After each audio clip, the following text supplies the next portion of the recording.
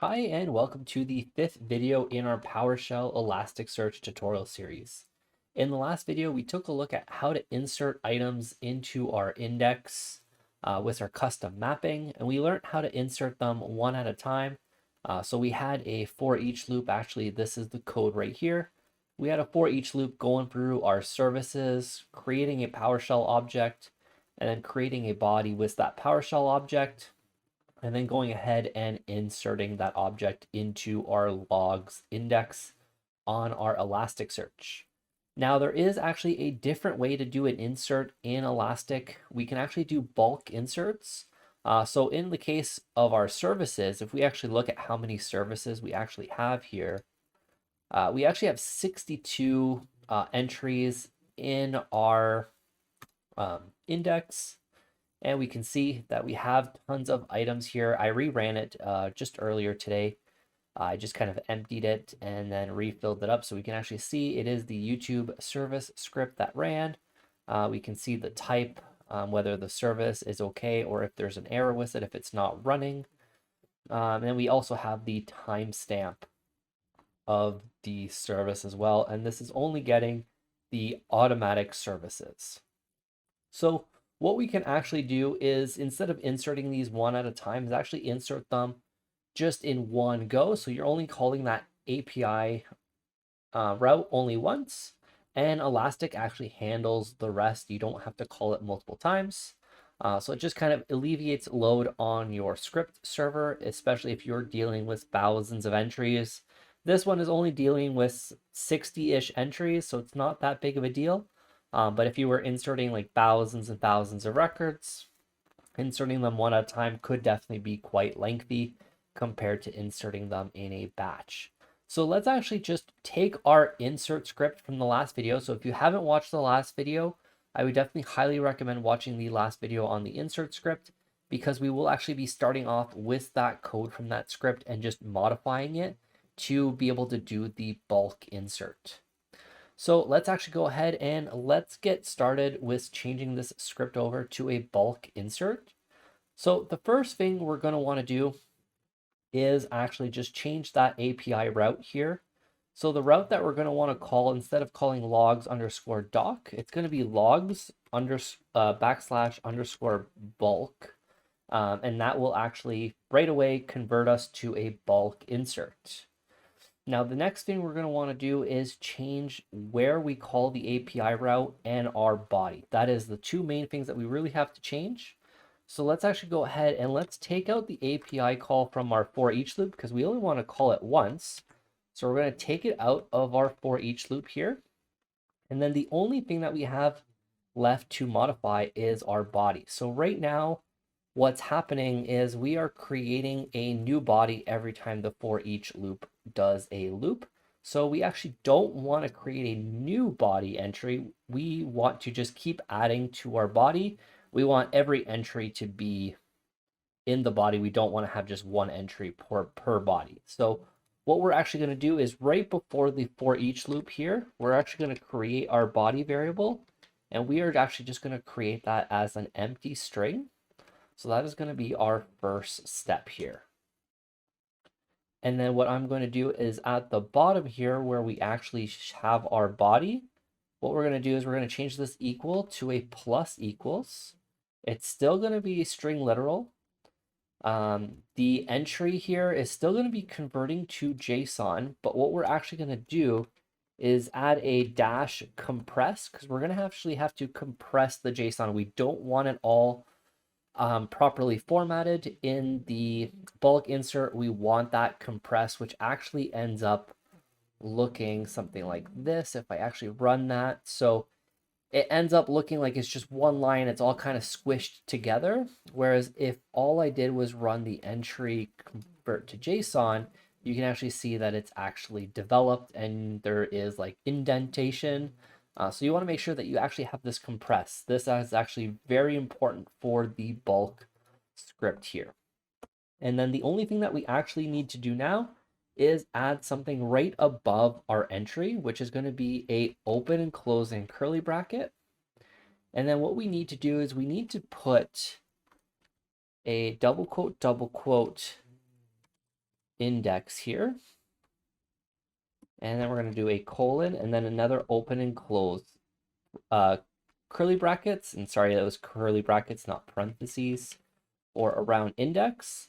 And then all we need to do is hit a new line after our entry. This is, again, a very important step, is this new line and this index. We do need these in our string literal. So that should actually be okay. And then the only thing that I want to do for my own benefit here, and also it could be a benefit for you guys as well, when you're looking up your data afterwards, let's actually change our application name, because this is the YouTube service script, but I'm actually going to add a dash bulk here so we know which ones were inserted in bulk. So that's the only thing that I really want to change. And after that, everything should be pretty good to go. So let's actually go ahead and let's see what happens here when we run this. So if we actually run this, everything worked. So it's already done. As you can see, this was a lot faster. I'm actually going to go in afterwards, right after I'm done showing this, and show you guys both versions of the insert script.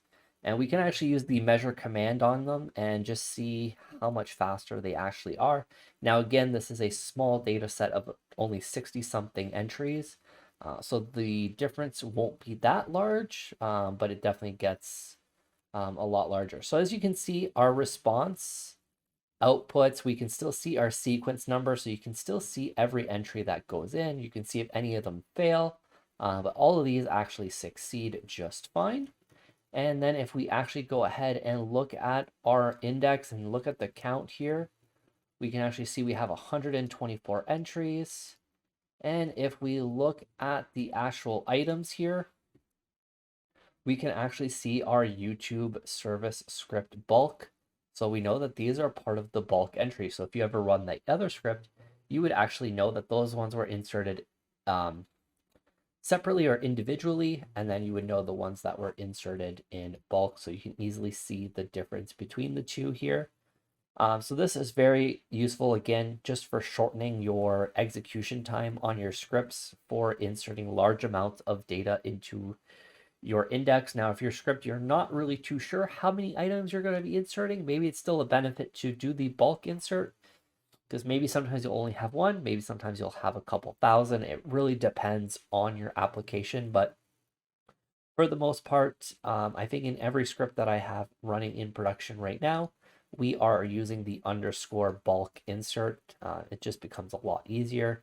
And again, you can always store all the entries in a large array and then output those to a file as well. So you can actually have a separate like physical file log as well of those entries. That is completely up to you, but let's actually go ahead and let's compare the two inserts against each other. So what we're actually going to do here is at the top, we are going to do a measure command, and we are going to do a expression here, which is going to be a script block. And we are just going to do an open curly bracket and a closing curly bracket here. And if we run this, that gives us the amount of runtime for our script here. So the bulk insert took 599 milliseconds. If I run it again, 606. If I run it again, 679, 599. So roughly about like 600 or so milliseconds. Now, if we actually go ahead and we open our file from the insert here. So this is just the simple insert with the for each loop. We're inserting each item. Let me just change this just to get the count of items here afterwards as well. So if we actually run this now,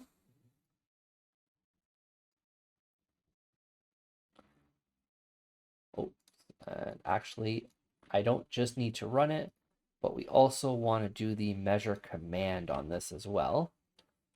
So let's do the measure command here and then expression. Now, if you guys have never seen the measure Commandlet. I actually have a tutorial video on that commandlet as well. It is a very useful commandlet just to see if your scripts are actually more efficient after a specific change. You can see how long it runs. It does not measure the efficiency in terms of resource usage, but in execution time. So it could be very handy depending on the situation. So here we've just ran the other one here. So our single insert takes, let me just run that out. So total seconds here, but let me just run it again so we get a cleaner output. So we get 2 seconds and 500 milliseconds.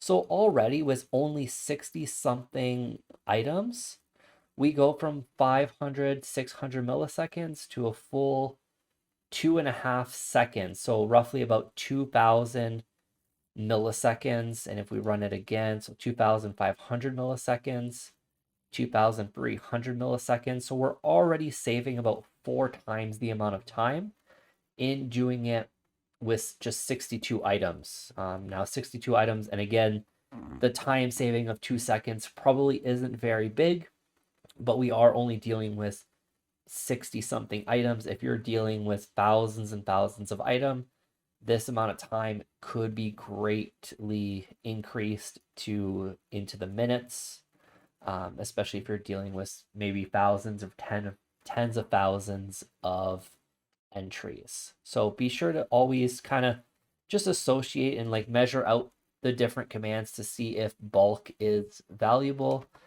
In most cases, the bulk will actually be beneficial for you. There's not a whole lot of situations where an individual insert would actually benefit, but you can definitely try out both and make sure that you know how to use both as well.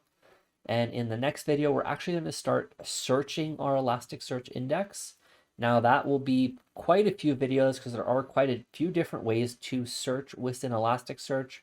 We're going to be covering a few different ways with some filters and some matches, and some different conditional statements as well. So be sure to check out those videos.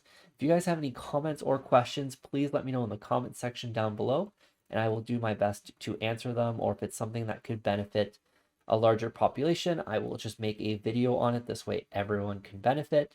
Also, please be sure to hit that subscribe button, that like button, and also that notification bell to be notified when that next video comes out. And I will see you guys on the next video.